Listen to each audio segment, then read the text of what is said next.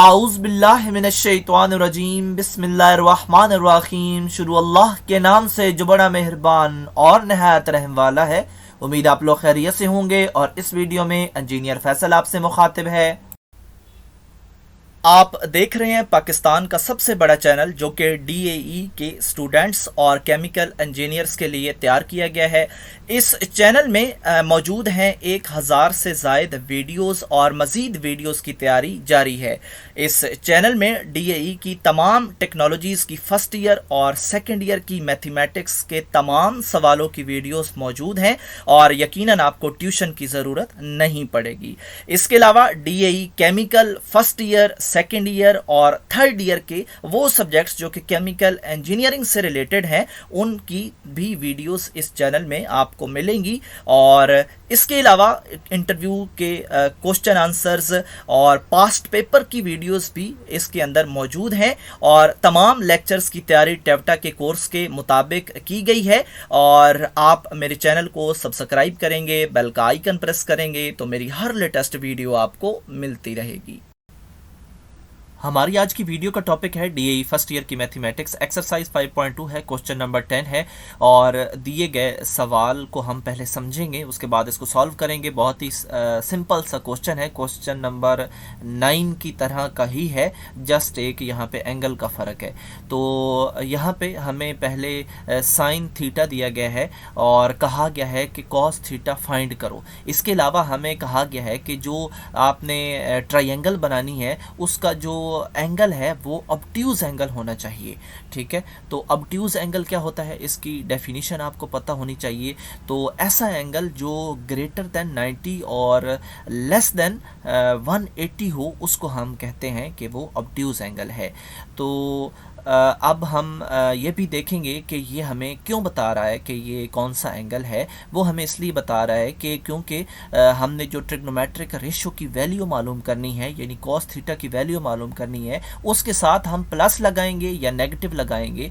इसलिए हमें ये बताया जा रहा है कि ये ऑब्ट्यूज एंगल को देख के आपने इसको प्रोसेस करना है। तो ये ऑब्ट्यूज एंगल अब किस क्वाड्रेंट में आता है उसकी तरफ चलते हैं। और यहाँ पे आप इस चार्ट पे देख सकते हैं कि 4 क्वाड्रेंट्स हैं, एक्स एक्सिस और वाई एक्सिस के दरमियान क्वाड्रेंट 1, 2, 3 और 4। यहाँ पे हर एक क्वाड्रेंट में टोटल 6 ट्रिग्नोमेट्रिक रेशियोज हैं और हर क्वाड्रेंट में इनके साइंस चेंज हो रहे हैं। तो इस वजह से क्वाड्रेंट का पता लगाना ज़रूरी है ताकि हम जो है वो अपनी ट्रिग्नोमेट्रिक रेशियोज़ को प्लस या नेगेटिव असाइन कर सकें। तो यहाँ पे एक ट्रिक भी दी गई है और वो है ऑल साइंस टीचर्स क्रेजी। तो आल का मतलब है कि तमाम के तमाम पॉजिटिव हैं, साइंस का मतलब है जो एस वाली लाइन है वो पॉजिटिव है, और 3 में जो टीचर्स है इसका मतलब है कि जो टी वाली लाइन है वो पॉजिटिव है, और क्रेजी में जो सी वाली लाइन है कॉज और सेकंड ये पॉजिटिव है, बाकी तीनों में बाकी सब नेगेटिव हैं। तो इस वजह से हमें ये याद होना चाहिए क्योंकि हमने ये प्लस नेगेटिव अपने उन ट्रिग्नोमेट्रिक रेशियोज़ को असाइन भी करने हैं। अब हमें कहा जा रहा है कि आपका जो एंगल है वो ऑब्ट्यूज एंगल है। तो आप इस में देख सकते हैं कि मोर देन 90 और लेस देन 180। तो इसका मतलब है कि ये हमारा सेकंड क्वाड्रेंट बन रहा है। तो सेकंड क्वाड्रेंट में हमने जो है वो देखना है कि हमसे क्या पूछा जा रहा है जी, हमसे पूछा जा रहा है कॉज। तो सेकंड क्वाड्रेंट में कॉज जो है वो नेगेटिव है, इसलिए हम जब इसकी वैल्यू फाइंड करेंगे तो उसके साथ नेगेटिव लगाएंगे। हम अपने सवाल का प्रोसेस शुरू करते हैं। हमने जो यहाँ पे साइन थीटा दिया हुआ है इसी की मदद से हमने एक ट्रायंगल बनानी है। तो साइन थीटा का आपको फार्मूला पता होना चाहिए, परपेंडिकुलर बटा हाइपोटेनस की मदद से साइन थीटा बनता है और इस वजह से साइन के अकॉर्डिंग ही ये डायग्राम बनानी है। तो इनको हमने अपनी साइड्स की वैल्यूज़ अलॉट कर देनी है और बेसमेंट हमारे पास रह जाएगी।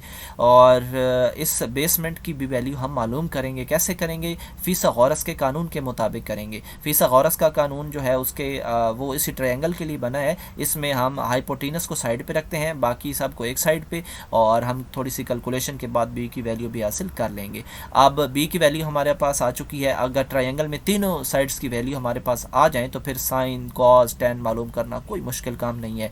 जस्ट आपको कॉस का फार्मूला पता होना चाहिए कि जिस तरह साइन बना था परपेंडिकुलर बटा हाइपोटेनस की मदद से, इसी तरह कॉस किसकी मदद से बन रहा है। तो बी बटा एच जो है यानी बेस बटा हाइपोटेनस की मदद से बन रहा है, तो आपने बेस की वैल्यू इधर डाल देनी है और हाइपोटेनस की 6 वो भी डाल देनी है। तो इस तरह आप कॉस की वैल्यू मालूम कर लेंगे।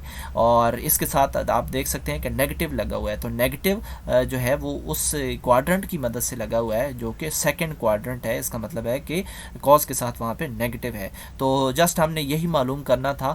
और पहले जो सवाल थे उनमें तो हम सारे सब ट्रिग्नोमेट्रिक रेशोज़ की हम मालूम करते थे ना वैल्यूज़, लेकिन यहाँ पे सिर्फ वो कह रहे हैं कि कॉस की मालूम करो। और ऑब्ट्यूज़ एंगल और इससे पहले सवाल में एक्यूट एंगल जो था, इनकी डेफिनीशंस आपको पता होंगी, तब आप क्वाड्रेंट को ढूंढ पाएंगे और उसी के हिसाब से आप इन वैल्यूज़ को जो है वो साइन ये प्लस या नेगेटिव असाइन कर पाएंगे।